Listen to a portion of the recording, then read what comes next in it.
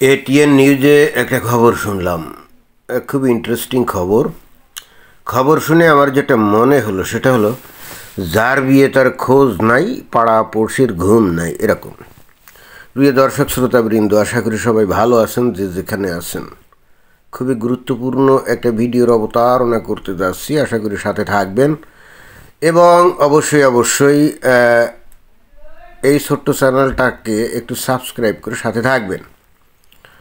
অতএব কথা আর না বাড়িয়ে মূল প্রসঙ্গে চলে যাই। ঘটনাটা কি সেটা বুঝতে গেলে আমাদেরকে একটু খবরের ক্লিপ শুনতে হবে। বাংলাদেশে কবে গ্রহণযোগ্য নির্বাচন অনুষ্ঠিত হবে এবং সেই নির্বাচনে যুক্তরাষ্ট্র ও ভারত কিভাবে সহযোগিতা করতে পারে তা নিয়ে দুই দেশের জাতীয় নিরাপত্তা উপদেষ্টা পর্যায়ে বৈঠক অনুষ্ঠিত হয়। বাংলাদেশে কবে নির্বাচন হবে অথবা আদৌ হবে কিনা এবং কার অধীনে নির্বাচন হবে, এটা তো বাংলাদেশের আভ্যন্তরীণ ব্যাপার, তাই না? বাংলাদেশের জনগণই ঠিক করবে, বাংলাদেশের রাজনৈতিক যে দলগুলো আছে তারাই ঠিক করবে এবং অবশেষে এক্সিকিউট করবে কে? এই যে অন্তর্বর্তীকালীন সরকার, তাই না? এটা তো কমপ্লিটলি আমাদের আভ্যন্তরীণ একটা ব্যাপার।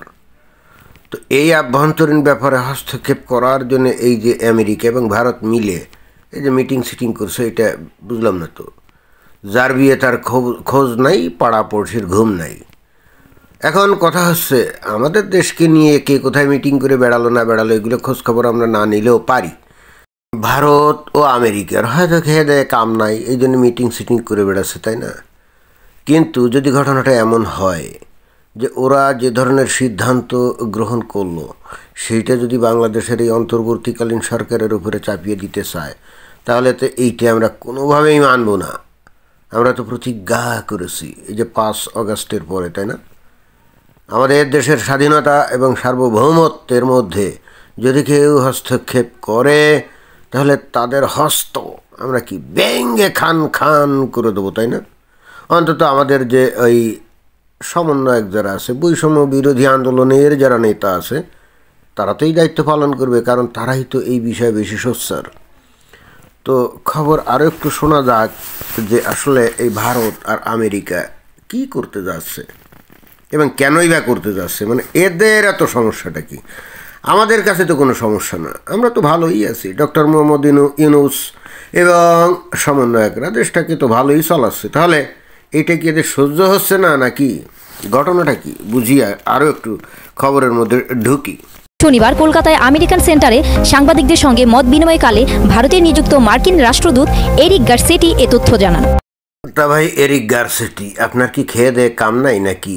শুনছি ভারতে আপনার মেয়াদ নাকি শেষ হয়ে গেছে, এখন আপনি নাকি আমেরিকাতে ফিরে যাবেন, অন্য একজন ওখানে দায়িত্ব পালন করবে। তো এখন যাওয়ার আগে কি একটা ঝামেলা পাকানোর পায়তারা আছেন নাকি? বিষয়টা কি? বাংলাদেশে কোথায় কখন কি নির্বাচন হবে না হবে এটা তো আমাদের ব্যাপার, এটা আপনাদের সমস্যাটা কি? 7 সাগর 13 নদীর পাড়ের ওই আমেরিকা, তো সেখানের একটা দেশ, এত দূর বাংলাদেশের মতো একটা ছোট্ট দেশ, আমরা আছি শান্তিতে। এখন তো ওই যে সমন্বয়ক বা বৈষম্য বিরোধীর আন্দোলনের নেতারা, ওরা তো বলছে যে বাংলাদেশের আভ্যন্তরীণ ব্যাপারে যদি কেউ হস্তক্ষেপ করে তাহলে তাদের চোখে রেখে কথা বলবে। যেমন ভারতকে উদ্দেশ্য করেই তারা বলছিল, কারণ তারা সর্বদাই অভিযোগ করে এই ভারত নাকি বাংলাদেশের আভ্যন্তরীণ ব্যাপারে সর্বদাই হস্তক্ষেপ করে। তো এখন তো দেখছি আমেরিকাও হস্তক্ষেপ করছে, অন্তত করার চেষ্টা করছে। এখন কলকাতায় বসে বললে যে বাংলাদেশের সরকারের ওপরে চাপ সৃষ্টি করবে, আমরা সেটা জানি না। বাট আমরা কিন্তু এটা আশা করি এই যে অন্তর্বর্তীকালীন সরকারের যে উপদেষ্টা আছে, তারপরে এই সমন্বয়ক যারা আছে, বৈষম্য বিরোধী আন্দোলনের নেতা যারা আছে, যদি দেখা যায় যে আমেরিকা তাদের প্রেসক্রিপশন ভারতের সাথে মিশে যদি বাংলাদেশের উপর চাপিয়ে দিতে চায়, তাহলে অবশ্যই এই বৈষম্য বিরোধী নেতারা যদি এর বিরুদ্ধে সোচ্চার না হয়, তাহলে তো বুঝতে হবে যে এরা আসলে ঘোলা পানিতে মাছ শিকার করছে। ওই 5 আগস্ট একটা ষড়যন্ত্র করে বাংলাদেশের যে পট পরিবর্তন করছে এবং এখন বস্তুত তাদের নিজেদের ভাগ্য গড়ছে, যেটা আমরা বিভিন্ন সূত্র থেকে জানি যে তারা নাকি অনেক টাকা পয়সার মালিক হয়ে গেছে এই কয়দিনে, দামি গাড়িতে চড়ে। তাহলে তারা কি আন্দোলন করছিল কি এই শুধু নিজেদের ভাগ্যের পরিবর্তনের জন্যে? এই প্রশ্নটা কিন্তু চলে আসবে। অতএব আমরা কিন্তু তাদের দিকে তাকিয়ে আছি যে সামনে যদি ভারত এবং আমেরিকা মিলে যদি বাংলাদেশের ওপর কোনো প্রেশার ক্রিয়েট করে, সেটা তো আমরা জানতে পারবো। এবং প্রেশার যে ক্রিয়েট করবে অলরেডি করে ফেলছে মনে হয়। তা যদি না হয় আমেরিকার রাষ্ট্রদূত বলি আর আমেরিকার কর্মকর্তাই বলি, তারা তো এই কর্মকাণ্ডগুলো করে, আমরা তো জানি। নাকি বিষয়টা এরকম, আমেরিকা বাংলাদেশের আভ্যন্তরীণ বিষয় হস্তক্ষেপ করলে ওইটা কোনো সমস্যা না, তাতে আমরা আনন্দে গদগদ হয়ে নাচানাচি করব। আর ভারত যদি বাংলাদেশকে বলে যে দেখো তোমাদের দেশে সন্ত্রাসী গোষ্ঠীর কোনো জায়গা দেওয়া যাবে না, তারপরে ভারতের বিচ্ছিন্নতাবাদী যে আন্দোলন হয় তাদের কোনো প্রশিক্ষণের ব্যবস্থা করা যাবে না, এই ধরনের বক্তব্য বিবৃতি যদি বাংলাদেশের সরকারের কাছে দেয়, তাহলে সেটাকে কি আভ্যন্তরীণ বিষয় হস্তক্ষেপ বলে গণ্য করা হবে? বুঝলাম না তো। আমার মনে হয় যে এ ব্যাপারে এই বর্তমানে অন্তর্বর্তীকালীন সরকার এবং সমন্বয়ক ও বৈষম্য বিরোধী আন্দোলনের নেতারা এ ব্যাপারে একটা ক্লারিফিকেশন দিবে, ব্যাখ্যা দিবে যে সরাসরি আমেরিকা যদি বাংলাদেশের অভ্যন্তরে হস্তক্ষেপ করে তাহলে সেটাতে কোনো সমস্যা না। ভারত যদি বাংলাদেশকে শুধুমাত্র তাদের নিরাপত্তার স্বার্থে কোনো অনুরোধ করে, এটা হয়ে যাবে ভয়ঙ্কর রকমভাবে দেশের স্বাধীনতা এবং সার্বভৌমত্বের লঙ্ঘন এবং আভ্যন্তরীণ ব্যাপারে হস্তক্ষেপ। বিষয়টা এরকম কি না আমাদের তো বুঝতে হবে। এরিক গার্সেটি জানান, 6 জানুয়ারি যুক্তরাষ্ট্রের জাতীয় নিরাপত্তা বিষয়ক উপদেষ্টা জ্যাক সুলিভান এবং ভারতের জাতীয় নিরাপত্তা বিষয়ক উপদেষ্টা অজিত দোভালের সঙ্গে একটি বৈঠক হয়েছে। এই বৈঠকের বড় অংশ জুড়ে ছিল বাংলাদেশ ও দেশটির সম্ভাব্য নির্বাচন।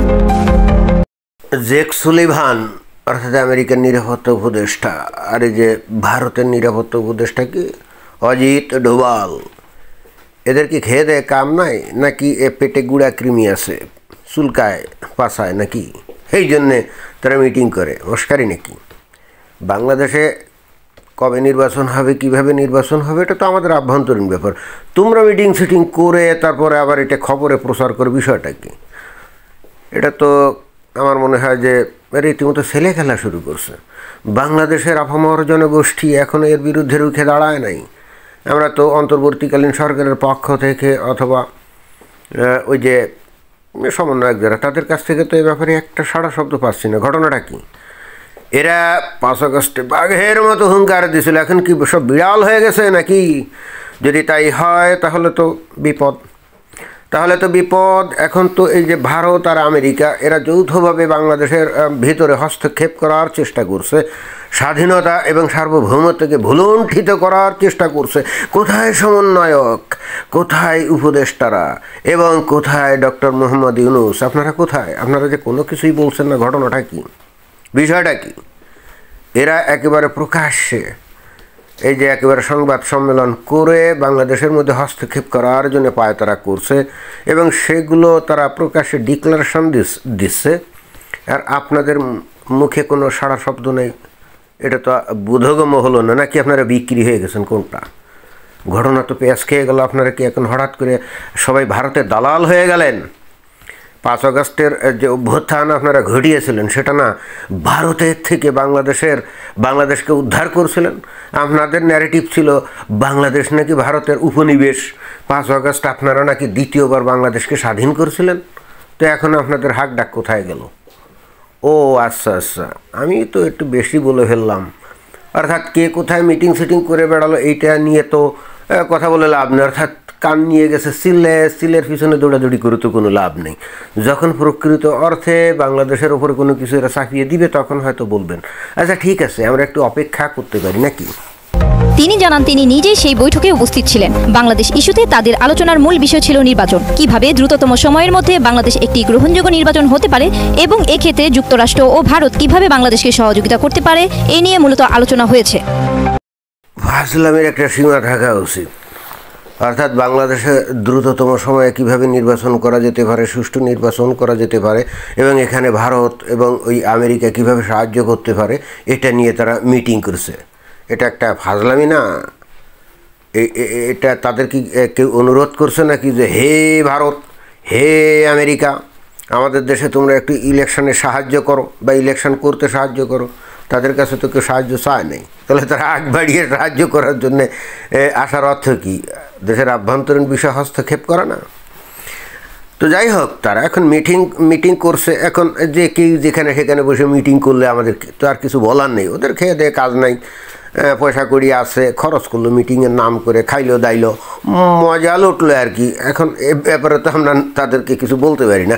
তবে আমরা কিন্তু অপেক্ষাতে থাকবো, আমরা কিন্তু খুবই সন্তর্পণে অপেক্ষাতে থাকবো। আমরা যারা সাধারণ নাগরিক, আমরা অপেক্ষাতে থাকবো যে ওই অজিত ডোভাল আর জেক সুলিভান যে প্ল্যান পায় তারা করছে, এইগুলো বাংলাদেশ সরকারের ওপরে চাপিয়ে দেয় কিনা।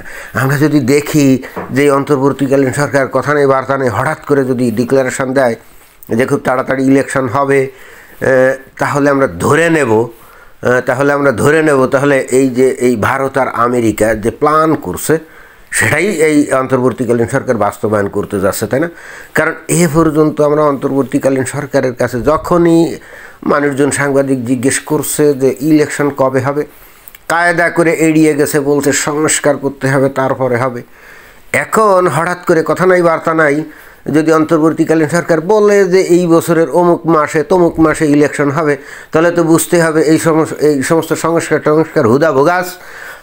যেহেতু ভারত আর আমেরিকা একযোগে বাংলাদেশকে বলছেন, আসলে বলছে কি নির্দেশ করছে এর মধ্যে ইলেকশন করো, এই জন্যে অন্তর্বর্তীকালীন সরকার সেই কাজটা করবে, তাই না? আমরা তো ধরে নেব। তাহলে ওই যে ওরা কলকাতায় বা কোথায় মিটিং করলো দিল্লিতে, এবং তার ফলাফল যদি বাংলাদেশে আমরা দেখি যে ইমপ্লিমেন্টেড হতে যাচ্ছে, তাহলে তো আমরা ধরে নেব যে 100% এই ভারত এবং আমেরিকা তারা বাংলাদেশের কি আভ্যন্তরীণ বিষয় হস্তক্ষেপ করছে। অতএব আমরা অপেক্ষাতেই থাকলাম, দেখি অন্তর্বর্তীকালীন সরকার কি বলে। যদি তারা দ্রুত ইলেকশনের ব্যবস্থা করে, তাহলে বুঝবো যে এই অজিত ডোভাল আর জেক সুলিভান যে প্ল্যান পায় তারা করেছে এটাই বাস্তবায়িত হতে যাচ্ছে এবং বাংলাদেশের উপর হস্তক্ষেপ করেছে। এবং তখন আমরা অপেক্ষাতে থাকব যে এই যে 2 দিন আগে বাঘের মতো হুঙ্কার দিয়ে যে সমস্ত ওই যে সমন্বয়করা বলছিল বাংলাদেশের আভ্যন্তরীণ ব্যাপারে যদি কেউ হস্তক্ষেপ করে তাহলে তাদের বিরুদ্ধে তারা রুখে দাঁড়াবে, বিশেষ করে ভারতের বিরুদ্ধে রুখে দাঁড়াবে, তাই না? এখন যদি এই অন্তর্বর্তীকালীন সরকার খুব দ্রুত ইলেকশন দেয়, তাহলে তো বুঝতে হবে যে ভারতই বাংলাদেশের মধ্যে হস্তক্ষেপ করছে। আর তখন যদি এরা চুপ থাকে, তখন তো ধরেই নেব এরা নিশ্চিতভাবে ভারতের কাছ থেকে অনেক টাকা পয়সা তারা ঘুষ নিয়েছে, অথবা তারা রয়ের দালাল, তাই না? এছাড়া আর আমরা কি মনে করব? অপেক্ষাতেই অতএব থাকলাম এবং জনগণকে আমি অনুরোধ জানাবো আপনারা খুব তীক্ষ্ণভাবে খেয়াল রাখেন বাংলাদেশের অন্তর্বর্তীকালীন সরকার আর এই যে সমন্বয়ক বৈষম্য বিরোধী আন্দোলনের নেতারা আসলে কি করে। এখনই প্রমাণ হয়ে যাবে এরা আসলে দেশপ্রেমিক নাকি ভারতের দালাল। বোঝা গেছে? ধন্যবাদ।